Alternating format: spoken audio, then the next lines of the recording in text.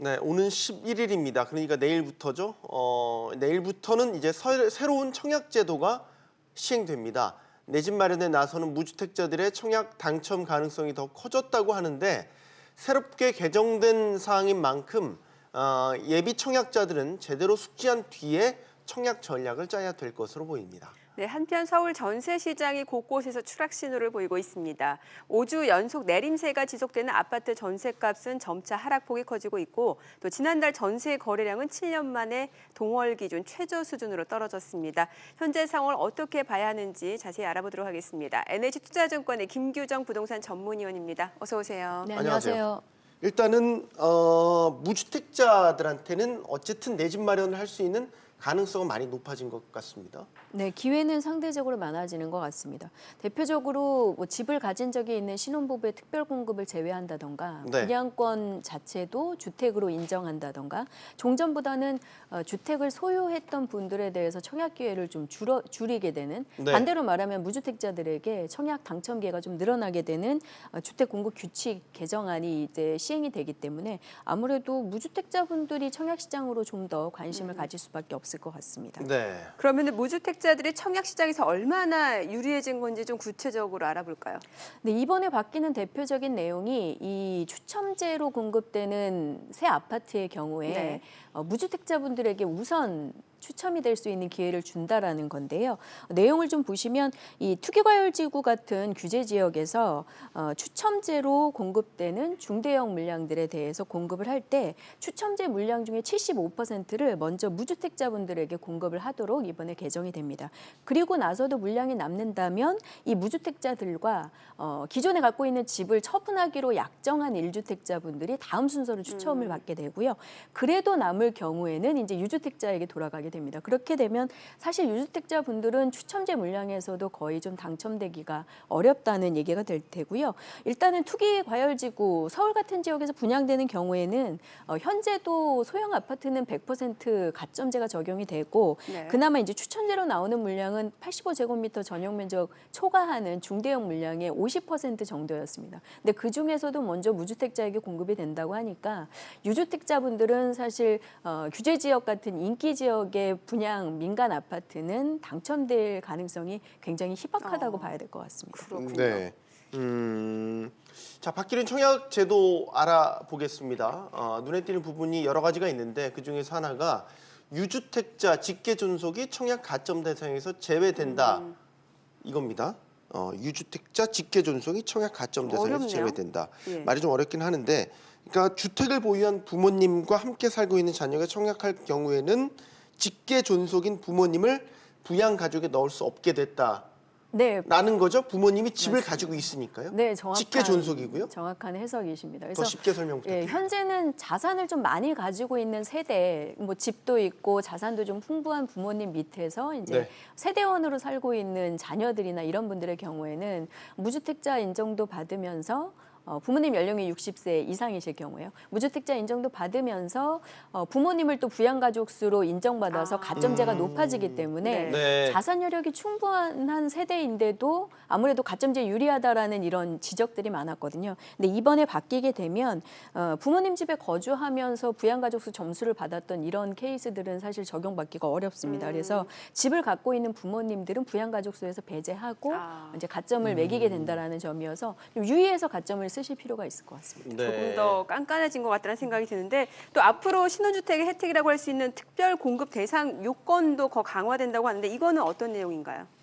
네, 신혼부부 같은 경우에는 지금 신혼 기간에 집이 있었던지 없었던지 이런 부분을 좀 따지지 않았었던 거였는데 네네. 이번에 달라지는 내용은 신혼으로 인정받는 기간 중에 집이 있으셨던 분들이 있으시면 네. 특별 공급을 받으실 수가 없게 바뀌게 그러니까 됩니다. 지금 주택을 소유하지 않고 있다라고 하더라도 과거에 만약에 가지고 있던 기록이 있으면 그것도 가점에서 되는 제외될 수 있는 건가요? 네, 기본적으로는 그런데 예외 조항이 있기는 합니다. 네. 일단 이번 개정안이 시행되기 전에 기존 주택을 완전히 처분을 하고 대기하고 있던 분 중에서 이 대기한 이후에 무주택 기간 2년이 경과하게 되면 2순위 자격이 다시 발생하는 예외 조항은 있긴 합니다. 그러니까 네.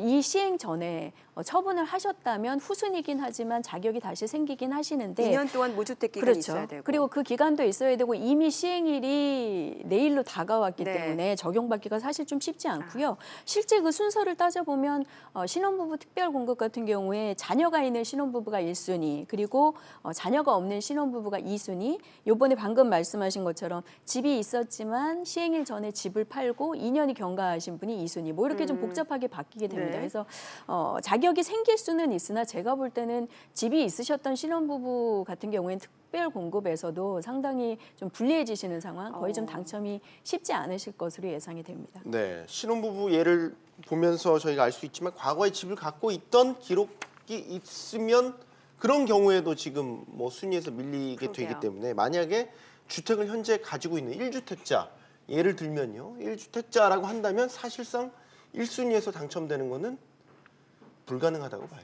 네, 사실상 불가능할 수가 불가능하다. 있겠고요. 네. 아까 중간에 잠깐 말씀 나눈 것처럼 집이 있지만 이제 처분하기로 약속을 한 경우에는 그 추첨제 우선 공급에서 두 번째 정도 이제 경쟁을 하실 수는 있는데 이 경우에는 약속을 하셨기 때문에 당첨된 이후에 기존 주택을 입주 가능일부터 6개월 이내에 처분을 완료해야만 그 자격을 유지하실 수가 있습니다. 이렇게 처분 조건 약정하신 걸 이행하시지 못하면 공급 계약이 해지되게 되고요. 네. 만약에 고의적으로 매각을 안 하신 게 드러날 경우에는 형사상 처벌까지도 가능해지는 내용이 포함이 됐습니다. 근데 네. 사실 이 부분은 고의적인 매도 폭이나 이런 것들을 밝혀내기는 조금 어려울 것으로 보입니다만 상당히 이런 규정들이 까다로워졌다는 데 주목할 필요가 있을 것 같습니다. 네, 지금 워낙 청약시장 제도가 좀 많이 바뀌었다 보니까 이 제대로 좀 알아봐야 될 것 같은데 시세보다 저렴하다는 이유로 묻지마식 청약에 나서다가 당첨이 된다라고 하면은 이것도 어떤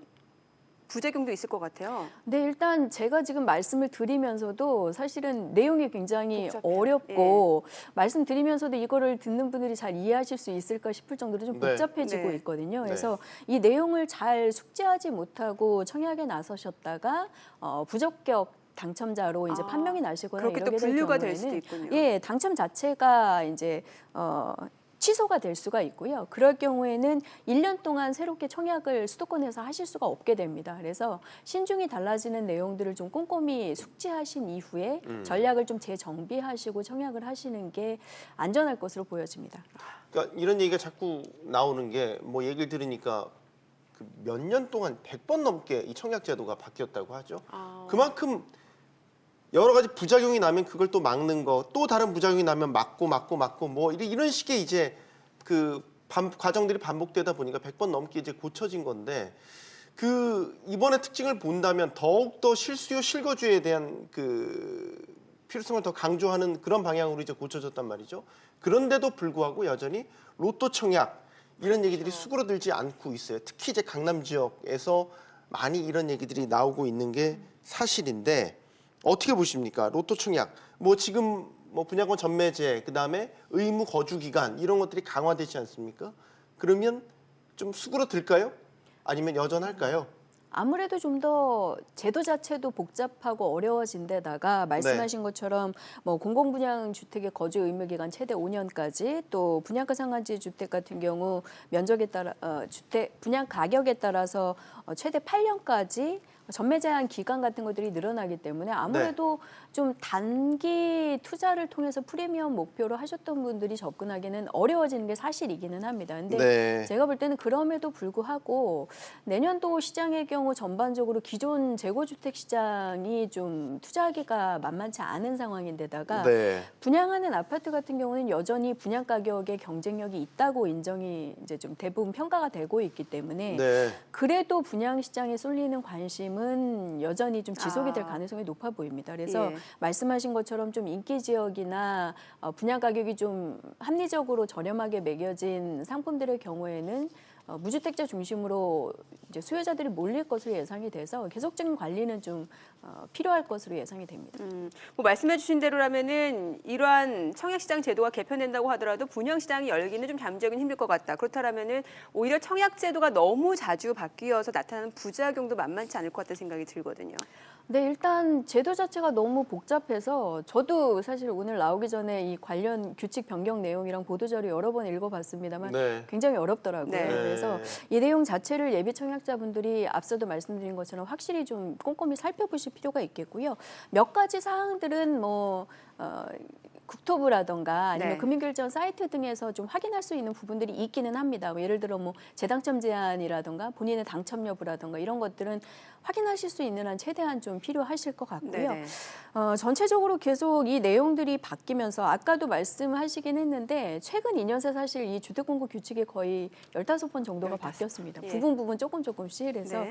너무 어렵고 자주 바뀌는 내용들이 예비 청약자들에게 좀 불편을 초래하기도 하고 부적격 당첨 같은 경우 인기 지역, 투기 과열 지역 이런 규제 지역에서는 사실 당첨자의 거의 20% 가까이 부적격자가 최근에 늘어나고 있거든요. 네. 그래서 이런 어려운 제도 같은 것들을 좀 보완할 수 있는 시스템 정비가 좀 하루라도 빨리 좀 시급하게 진행이 돼야 될 것 같습니다. 이 청약 제도 이 관리 내용 자체가 내년 후반부터는 한국감정원으로 또 이관이 되면서 시스템 정비 계획이 있기는 합니다. 그래서 네. 그 과정에서 좀 더 꼼꼼하게 좀 시스템을 정비를 하면 예비 청약자들이 계산을 좀 단순하게 잘못해서 부적격 당첨자가 되는 것들은 좀 피할 수 있지 않을까 또 싶습니다. 바뀔 수도 있겠네요. 네. 네. 수능 시험도 아니고요. 왜 이렇게 어려운 거죠? 어려워. 저 궁금한 게 이렇게 되면 그 1순위, 2순위 정하시는 분들, 그다음에 뭐 가점 같은 거 책정하고 이런 조건들 대입해서 이제 복잡해지니까 채점하시는 분들도 헷갈리는 거 아니에요, 이러다가 막 순위 뒤바뀌고 막 그러는 거 그럴 아닙니까? 수도 있습니다. 사실 굉장히 뒤늦게 부적격 사례가 발표되는 단지들도 최근에 있었기 때문에 네. 이 가점을 계산해서 넣는 예비 청약자나 이런 것들을 관리하는 공급 주체나 아니면 당국 같은 경우에서도 굉장히 좀 어려움이 있을 것 같고요. 현재는 그런 시스템이 잘 갖춰져 있지 않기 때문에 단번에 해결은 못하겠지만 계속 좀 보완을 해 나가야 이런 단순 계산 오류로 부적격 당첨자가 되는 것들은 좀 막을 수 있을 것으로 기대를 해보겠습니다. 네, 저희가 청약시장 달라지는 그 개편 내용을 좀 알아봤고, 자 이제 전월세 시장에 대해서 좀 여쭤볼게요. 지금 네. 전월세 상승률이 전국적으로 봤을 때 12년 만에 가장 낮은 수준이다. 자 그러면은 정부가 그동안 부동산 집값을 안정시키겠다라고 내놓은 대책들의 좀 효과다 이렇게 볼 수 있는 걸까요? 네, 어느 정도 그렇게 볼 수 있는데 직접적인 영향은 아무래도 지방이나 경기 수도권 쪽에서 늘어난 준공 물량 때문인 것으로 봐야 될 것 같습니다. 네. 사실 올해 통틀어서 전월세 거래량 자체가 그렇게 적었던 것은 아니거든요. 그러니까 예. 수요가 부족했던 것은 아니고 물론 지난달 전세 거래량이 좀 줄긴 했습니다만 연 전체의 거래량은 적지 않은 편이었기 때문에 최근에 늘어난 공급량 덕분에 이제 물가지수에서 전월세 물가 상승률이 좀 예년보다 낮았던 것으로 평가가 되는데 단순히 그것만으로 이제 계속 시장이 안정될 것으로 평가하기는 좀 아직 어려운 부분들이 있어서 네. 계속 좀 지켜보고 있습니다. 그 전월세 가격을 올리게 만들고 떠받치게 만드는 주 요인 중에 하나가 우리나라의 교육열 아니겠습니까? 학군. 쉽게 얘기해서 명문 학군을 찾아가는 예. 그 수요가 있기 때문에 이렇게 입학 시즌이 가까이 오는 이 철에 또 전세값을 올리는 요인으로 그렇죠. 예. 지목이 되는데 올해는 좀 어떤가요? 네, 아직은 좀 잠잠합니다. 특히 이제 그래요? 강남권, 서울 강남권 4개구의 경우 최근 몇 주째 전세 가격 변동률이 마이너스를 기록해 가고 있는데 네. 아시는 것처럼 동남권 주변에 입주 물량 또 경기도 쪽에 입주 물량이 많이 나오면서 전세 가격이 상당히 좀 안정된 모습을 보이고 있습니다. 네. 어떻게 보면 전세입자 입장에서는 바람직한 상황일 수 있는데 전체적으로는 주택 가격의 이런 선행 지표로 다들 좀 주시를 하고 있는 상황이어서 계속해서 전세 시장이 안정될 수 있을 것인지 연말이나 1월까지도 좀 지켜보실 필요가 있을 것 같습니다. 네. 그리고 사실 이렇게 좀 거래량도 워낙 없다 보니까 많은 분들이 워낙 지금 경기 상황도 안 좋고 또 내년도 전망치도 좀 암울한 분위기가 이어지고 있다 보니까 오히려 부동산 시장도 침체되는 것이 아니냐라는 우려도 있거든요. 앞으로의 부동산 시장 향후 전망 어떻게 보십니까? 네, 간단히 말씀드리면 올해보다는 당연히 내년 주택 부동산 경기가 둔화될 것은 당연해 보입니다. 네. 가격 상승률도 둔화될 것이고 지역에 따라서는 지금 마이너스 변동률을 예상하는 전망들이 우세하고요. 또 거래량도 많이 줄어들 걸로 예상이 네네. 되고 신규 분양 시장이 상대적으로 수요자들한테 여전히 인기를 끌긴 하겠지만 공급 물량은 올해보다 줄어들 것으로 지금 다들 집계가 되고 있는 상황이고요. 네. 그러면 가격, 거래, 공급 모두 이렇게 좀 둔화되는 상황이면 경기 자체는 좀 빠질 수밖에 없습니다. 근데 이제 조정되는 수치 또 그리고 과열 양상을 보였던 서울 지역의 전망에서는 여전히 다른 지역보다는 강보합세를 보이거나 소폭 오를 수도 있다. 내지는 여러 가지 변수에 따라서 다시 오를 수도 있다라는 전망들이 여전히 시장에 남아있기 때문에 네. 단언하기는 좀 어려울 것 같고요. 단언할 수 있는 부분은 지금 지방 경기는 확실히 굉장히 침체될 가능성이 우려가 높다라는 겁니다. 그래서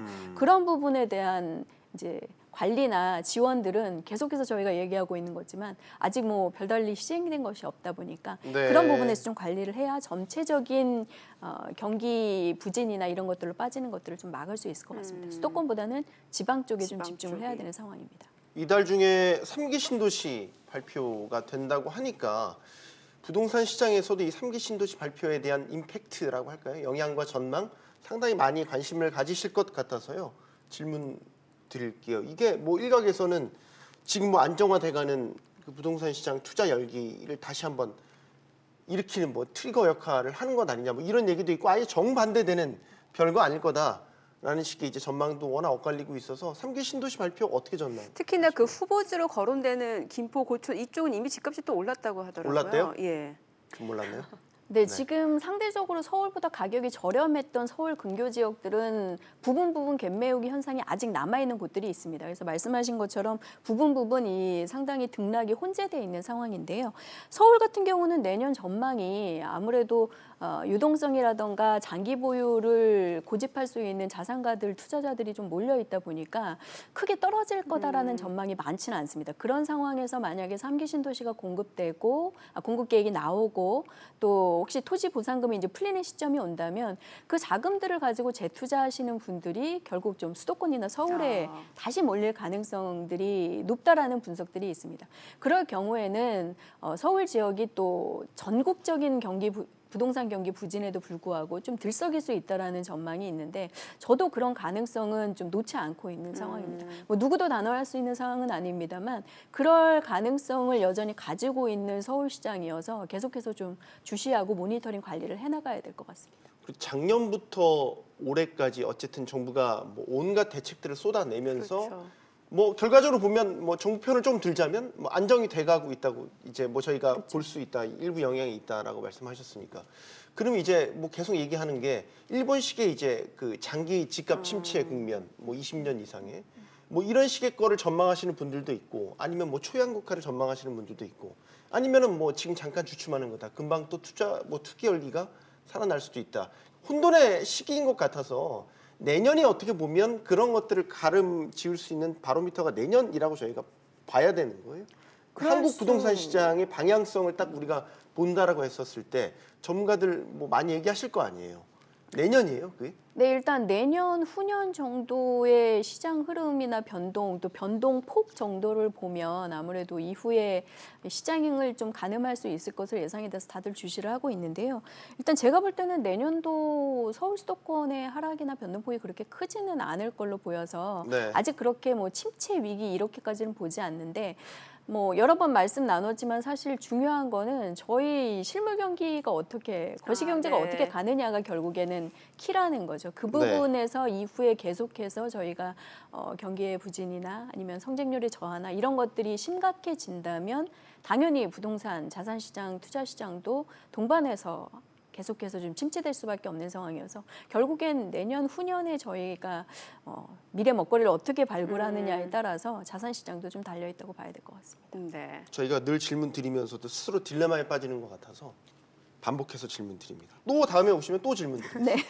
김기정 전문위원이었습니다. 고맙습니다. 잘 감사합니다. 들었습니다.